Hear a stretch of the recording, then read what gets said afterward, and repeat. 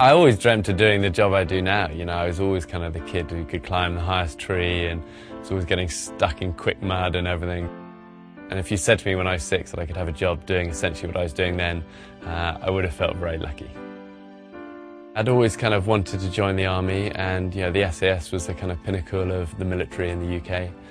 So yeah, it was a big dream of mine to try and join the SAS, and you know, it's hard work and it was a real privilege of a time. But I had a canopy rip at about 15,000 feet over Africa.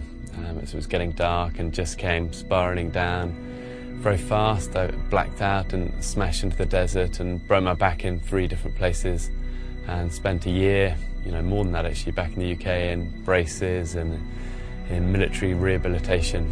So it was a kind of difficult, dark time for me, really trying to sort of struggle to, you know, regain my strength and my confidence. And Everest for me became the whole focus of my recovery. Everest had been a dream of mine since I was a young kid, and I'd been taught to climb by my dad when I was like 4 or 5, and he'd given me this picture of Everest, and that became a huge dream of ours together. But I think sometimes in life it takes a real knock to make you realise what you really, you know, value and want to go for.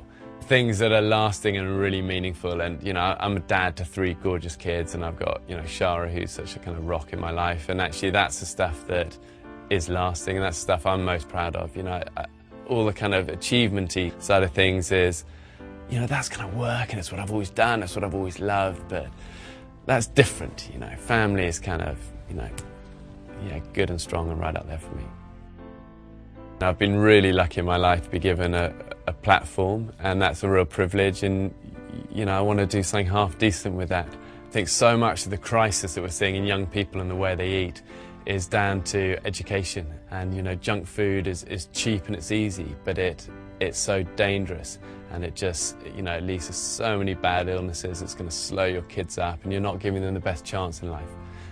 So I'm really trying to drive this message that we've got responsibility as parents to encourage our kids and inspire our kids to eat better, eat more fruit, eat more veg, and Juice Plus can be a big part of that, of helping that lifestyle become easy for them. You've got to be really careful about what you endorse, and I get asked to do lots of things, and I spend a lot of time saying no, but I support Juice Plus, A, because I've used it since I was a teenager, and I've taken it for years on all sorts of adventures. It's one of the things I always kind of throw in the cameraman's kind of backpack. You know, just because it's going to help your immune system, it's going to help your reserves, and reserves and immune systems are 2 things that take a real hammering for me. And also, so much of the research we all read about is that your body can't absorb a lot of synthetic multivitamins that we, you know, see, and it's such a huge industry, and the research keeps telling us that our body can only really absorb things in a natural format. You know, raw fruits and raw vegetables are the best thing for us.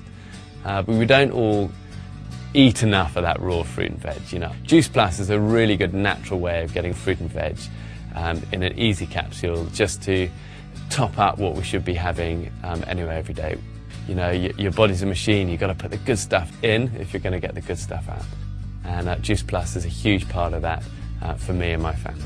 And Juice Plus always talk about living life to the plus. So I just say that to my kids: listen, if you want to live life to the plus, take your Juice Plus.